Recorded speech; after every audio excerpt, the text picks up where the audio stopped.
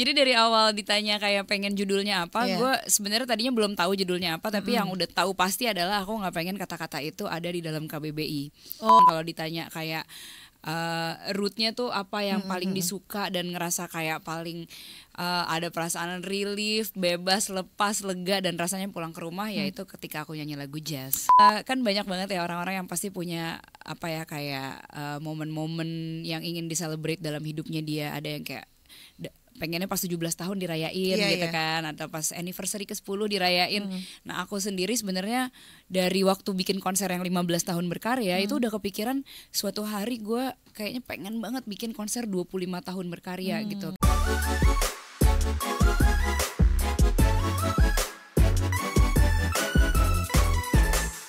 Last Seraphim with Easy. Baru aja kamu dengerin di Korea Enthusiastnya Global Afternoon Show barengan Laras Tahira dan juga Andin. Yeay, ada aku juga di sini. Kak Andin, kita 1 jam ini tuh lagi spesial setiap hari Rabu jam 6 sampai jam 7 itu playlistnya Korea.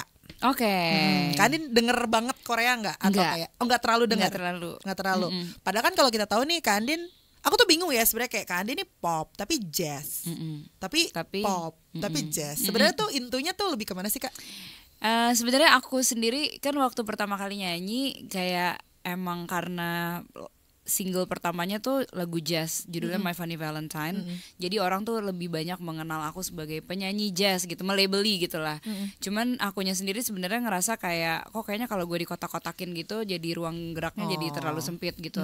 Soalnya di album-album berikutnya kalau gue nyanyiin bawain lagu yang genre lain terus dibilang kok jadi gini sih gitu, padahal kan sebenarnya suka-suka gue yang membawain lagu jenis apa juga gitu.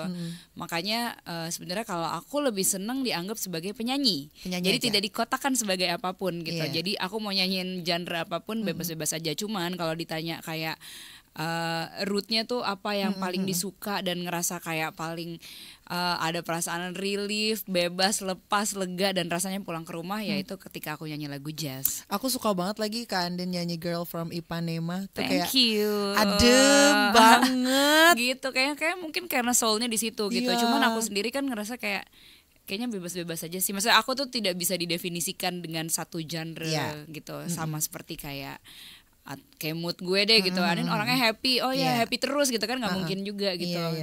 Kita tunggu Kak Andin nanti kolaborasi dengan 510 ya Do ya. Wah. terlalu kenceng. Dia tiba-tiba scream gitu kan. Ya, kalau itu ya. Itu band-band metal Kak. Jadi kayaknya agak jauh. Aku taunya kayak Levi's 510. Oh bukan ya itu. bukan. Tadi yang apa bukan, itu ya gitu. Ada band metal Kak. Oke. Iya, band metal. Nanti boleh didengerin, siapa tahu bisa collab ya. Oke, jadi ada sebuah konser tunggal Global band People metal. Dan ini adalah kali kedua ya untuk seorang Andin membuat konser tunggal bertajuk Suaras Marah. Betul ya? Iya betul. Suara Asmara. Suara Asmara. Kok namanya culture banget ya? Culture banget ya. Iya kayak suara asmara, bukan suara asmara. Jadi dari awal ditanya kayak pengen judulnya apa, gue sebenarnya tadinya belum tahu judulnya apa, tapi yang udah tahu pasti adalah aku nggak pengen kata-kata itu ada di dalam KBBI.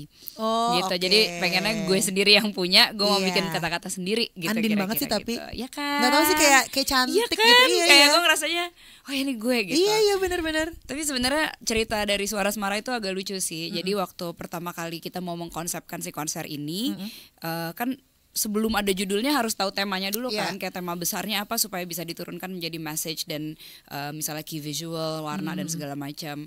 Nah itu aku bingung gitu kayak dalam sebulan ditanyain Mbak Andin temanya apa gitu, aduh belum dapat wangsit gitu. Akhirnya suatu hari meditasi, pas meditasi kayak aku keluarlah gitu sebuah visual gitu di kepalaku adalah kartu as hati, gitu Ace of Heart, makanya di apa handphoneku di belakangnya ada Ace of Heart gitu.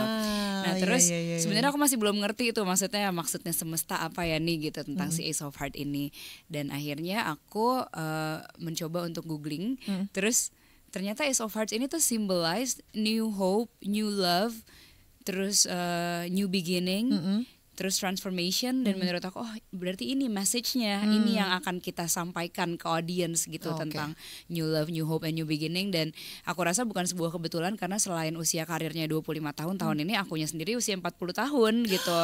Jadi kayak bohong kan banget gak? Beneran, jadi kan banyak banget banyak banget yang bilang bahwa kayak life begins at 40. Jadi mungkin memang ini adalah sebuah gerbang untukku menuju sesuatu yang baru dan untuk celebrating this new beginning with the audience gitu. Ih, dalam banget gitu. Ternyata ya. Jadi artinya ya. aku pikir ya udah karena semuanya nih ada kartu as hati, terus semuanya memang keluar dari hati, dan nanti aku akan menyampaikan segala musik yang dari hati. Jadi namanya Suara dan Asmara aku gabungin. Jadi gitu. Suara Asmara. Antinya juga hati Kak, jangan lupa Kak. Oh itu ini udah kayak kayaknya sampai tanggal 15 November nanti gue akan pakai semua yang ada hati-hatinya gitu. Iya, jadi lucu banget temanya ya, girly gitu. Gimana gitu. Nah tapi berarti kan ini adalah konser kedua yang pastinya akan banyak perbedaan dari konser tunggal pertama. Akan banyak sekali. Mungkin dari segi involvement aku di dalamnya aja tuh juga udah beda banget. Kalau yang konser pertama kan mungkin lebih kayak ya secara usia juga usia karir gitu ya, belum terlalu tahu gitu caranya.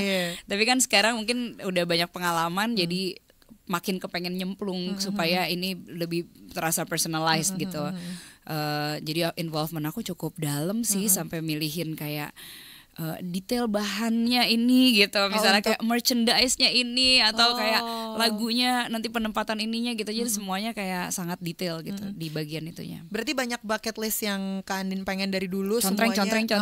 Semuanya dipenuhi di konser karena tunggal memang, ini. Kan banyak banget ya orang-orang yang pasti punya apa ya kayak momen-momen yang ingin diselebrate dalam hidupnya dia. Ada yang kayak pengennya pas 17 tahun dirayain gitu kan, atau pas anniversary ke-10 dirayain.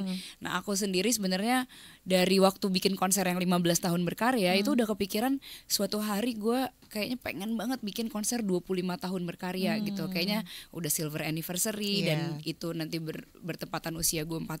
Gue ngerasa kayak pengen banget bisa mencoba menyampaikan hal yang kayaknya tuh sulit untuk gue sampein di konser yang bukan gue yang nyelenggarain gitu. Kan pasti nanti ada, kalau di konser lain atau yang diselenggarakan orang lain mungkin ada pertimbangan penonton suka atau enggak gitu, atau kayak akan align nggak dengan brand yang bersangkutan gitu. Tapi kalau ini kan agak suka-suka aku gitu kan. Jadi ya udah. Iya. Konsernya akan diadain di bulan November, which is bulan depan. Betul. Tepatnya di tanggal 15 November. 15 November berarti almost 1 bulan lagi ya Kak ya. Betul. Harusnya persiapannya udah fix semua nih. Udah fix ya, ada beberapa yang belum fix tapi ya namanya juga seniman ya, jadi kayak agak ini dong tambahin ini tambahin itu gitu, take out ini take out itu gitu. Berarti sekarang lagi sibuk latihan dong ya Kak? Iya, tapi latihannya belum latihan gabungan, masih latihan sendiri-sendiri. Gabungan? Apakah akan ada kolaborasi? Oh ada dong. Ada ya pastinya. Pasti ya.